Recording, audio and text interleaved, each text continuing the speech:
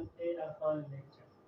आज हम पढ़ेंगे बायोकेमिस्ट्री के इंट्रोडक्शन के बारे में, बायोकेमिस्ट्री के थ्योरम के बारे में, father of biochemistry, branches of biochemistry and application of biochemistry में पढ़ेंगे आज इस लेक्चर में। तो पहले हम स्टार्ट करते हैं तारुफ से। जब आप कोई भी लफ्ज सुनते हो साइंस का तो आपके जहन में पहले इसका डिफिनेशन आता है कि इसका तारुफ है, ये चीज़ क्या है। तो जैसा कि आज हमारा लेक्चर है बायोकेमिस्ट्री, तो पहले हम इसकी डिफिनेशन पढ़ते हैं। इसका तारुफ ये है कि the branch of chemistry in which we study synthesize and decomposition of compound and the reaction which occur in living organisms such as plant, animal and human being। तो अब हम इसकी डिफिनेशन उर्दू में ट्रांसलेट करते हैं कि एक लिविंग ऑर्गेनिज्म है, इसके अंदर जो बायोमोलिक्यूल हैं या ऑर्गेनिक कंपाउंड हैं वो कैसे बनते हैं, कैसे वो इसकी ब्रेकअप होती हैं, डिकम्पोजिशन होती हैं, वो किस रिएक्शन से बनते हैं, किस प्रोसेस से बनते हैं। लिविंग ऑर्गेनिज्म हैं, लिविंग ऑर्गेनिज्म जानदार चीज़ें।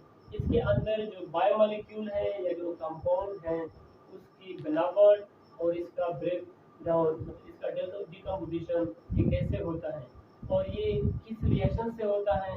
इस रिएक्शन और इस डिकम्पोजिशन सिंथेसाइज के स्टडी को हम क्या कहते हैं, बायोकेमिस्ट्री कहते हैं। तो आपके ध्यान में यहाँ पे डिकम्पोजिशन एक लफ्ज है। डिकम्पोजिशन डिकम्पोजिशन किससे कहते हैं? डिकम्पोजिशन का मतलब ये है कि ब्रेक डाउन, कोई जो बड़ा मॉलिक्यूल है इसका छोटे मॉलिक्यूल में ब्रेकअप होना, मतलब टूट जाना। और सिंथेसाइज इसका क्या मतलब है? एक मॉलिक्यूल का या एक चीज का बनना। सिंथेसाइज मींस बनावट, बनना। दूसरा पॉइंट मैंने लिखा है, biochemistry is an application of chemistry to the study of biological process at cellular and molecular level. ये केमिस्ट्री का एक एप्लीकेशन है जिसमें हम पढ़ते हैं बायोलॉजिकल प्रोसेस को सेलुलर और मॉलिक्यूलर लेवल पे, मींस के बहुत नीचे दर्जे तक हम पढ़ते हैं, बहुत नीचे लेवल, डीप लेवल पे स्टडी करना किसी भी प्रोसेस का, इसे हम क्या कहते हैं, बायोकेमिस्ट्री कहते हैं। इसका एक अनदर डेफिनेशन है कि science concern with chemical nature and chemical behaviour of living matter. इसका भी मतलब यही है कि एक जो लिविंग चीज़ है, लिविंग मैटर है, जानदार चीज़ है, उसका केमिकल नेचर क्या है, वो किस केमिकल से बना हुआ है और इसका केमिकल बिहेवियर क्या है। अच्छा, फिर हम आते हैं बायोकेमिस्ट्री टर्म में कि बायोकेमिस्ट्री का लफ्ज ये किसने यूज किया था और कब यूज किया था। The term of biochemistry was firstly introduced by German chemist Carl Neuberg in 1930। एक साइंटिस्ट है जर्मन का, कीमियादान है जिसका नाम है कार्ल न्यूबर्ग, और उसने ये लफ्ज बायोकेमिस्ट्री का 1903 में यूज किया था। फिर हम आते हैं फादर ऑफ बायोकेमिस्ट्री। बायोकेमिस्ट्री के बाप किसे कहा जाते हैं? तो न्यूबर्ग ही को बायोकेमिस्ट्री की फादर ही कहा जाता है, मॉडर्न बायोकेमिस्ट्री की। अब हम आते हैं another name of biochemistry. Biochemistry को हम और अल्फाज में क्या पुकारते हैं? Biochemistry is also known as chemical biology and biological chemistry और केमिकल फिजियोलॉजी। बायोकेमिस्ट्री को हम दूसरे अल्फाज में chemical biology and biological chemistry, एक ही बात है। बायोलॉजी मींस के लाइफ एंड लिविंग ऑर्गेनिज्म की केमिकल नेचर की स्टडी को हम क्या कहते हैं, बायोकेमिस्ट्री। इसलिए इसका नाम भी केमिकल बायोलॉजी रखा है। या बायोलॉजिकल केमिस्ट्री का भी मतलब ये है कि जो बायोलॉजिकल चीज़ें हैं, बायो की चीज़ें हैं, उसकी केमिस्ट्री हम केमिस्ट्री पढ़ना। अच्छा, ओरिजिन ऑफ बायोकेमिस्ट्री, ये बायोकेमिस्ट्री ये इतनी एडवांस लेवल की नहीं है, इतनी पुरानी नहीं है। अब बायोकेमिस्ट्री जो है वो कहाँ से ओरिजिनेट हुआ है, कहाँ से ये निकला है? तो बायोकेमिस्ट्री ओरिजिनेटेड है अ फूड फ्रॉम ह्यूमन फिजियोलॉजी। ये ह्यूमन फिजियोलॉजी से निकला हुआ है, और ये तब निकला हुआ है जब साइंसदानों ने या डॉक्टरों ने यूरिन और ब्लड का केमिकल एनालिसिस किया, तब इससे बायोकेमिस्ट्री ओरिजिनेट हुई है। अच्छा, branch of biochemistry, branch of modern biochemistry. Modern biochemistry की दो ब्रांचेस हैं, एक को हम कहते हैं डिस्क्रिप्टिव बायोकेमिस्ट्री और दूसरे को हम कहते हैं डायनामिक बायोकेमिस्ट्री। तो चलो देखते हैं। Descriptive biochemistry concern with qualitative and quantitative characterization of various cell components। Cell के जो कंपोनेंट है, सेल के मुख्तलिफ कंपोनेंट है, जैसे सेल वाल है, सेल मेम्ब्रेन है, इसके ऑर्गेनेल्स हैं, तो इसका क्वालिटेटिव एनालाइज करना और क्वांटिटेटिव मतलब कि इसका काइंड और इसके टाइप्स के कैरेक्टराइजेशन को हम क्या कहते हैं, डिस्क्रिप्टिव बायोकेमिस्ट्री। मतलब सेल के कंपोनेंट का क्वालिटेटिव और क्वांटिटेटिव एनालिसिस करना, जायजा लेना, इसको क्या कहते हैं, डिस्क्रिप्टिव बायोकेमिस्ट्री। दूसरा है dynamic biochemistry.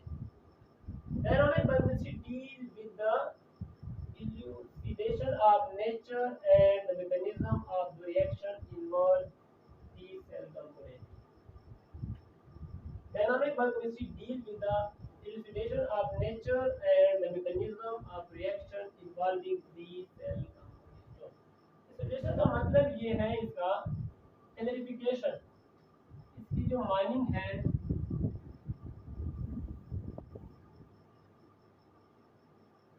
Clarification of nature and the mechanism of reaction.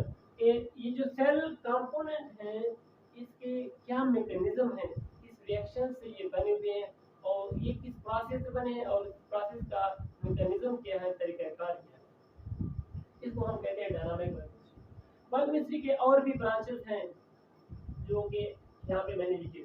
Molecular biology, metabolism, immunology, plant biochemistry, environmental biochemistry, neuro biochemistry, clinical biochemistry and bioinformatics. ये तमाम के तमाम ब्रांचेस हैं बायोकेमिस्ट्री जो कि बायोकेमिस्ट्री के कोर्स में पढ़ाए जाते हैं। अच्छा, एप्लीकेशन ऑफ बायोकेमिस्ट्री। बायोकेमिस्ट्री की एप्लीकेशन क्या है? बायोकेमिस्ट्री किस किस कहाँ कहाँ किस किस जगह में कहाँ कहाँ बायोकेमिस्ट्री यूज होती है। बायोकेमिस्ट्री की एप्लीकेशन का मतलब ये है कि बायोकेमिस्ट्री कहाँ यूज होती है, इनकी यूजेस कहाँ होते हैं। इन मेडिसिन, एप्लीकेशन इन मेडिसिन, इसका मतलब ये है कि बायोकेमिस्ट्री इन मेडिसिन, मेडिकल की फील्ड में बायोकेमिस्ट्री का बड़ा रोल है। जिसके हम ब्लड टेस्ट, मेडिसिन में हम लेते हैं ब्लड टेस्ट। आज के दौर में जितने भी टेस्ट हैं, जितनी भी डिजीज हैं, जितने भी डिसऑर्डर हैं, इनके बायोलॉजिकल टेस्ट किए जाते हैं जो कि बायोकेमिस्ट्री के बदौलत होते हैं। दूसरा है इन एग्रीकल्चर, एग्रीकल्चर में भी बायोकेमिस्ट्री के बहुत रूल है। इनफर्टिलिटी, या मैं लिखूंगा इनफर्टिलिटी, increases growth। तीसरा मैं लिखूंगा कंट्रोल।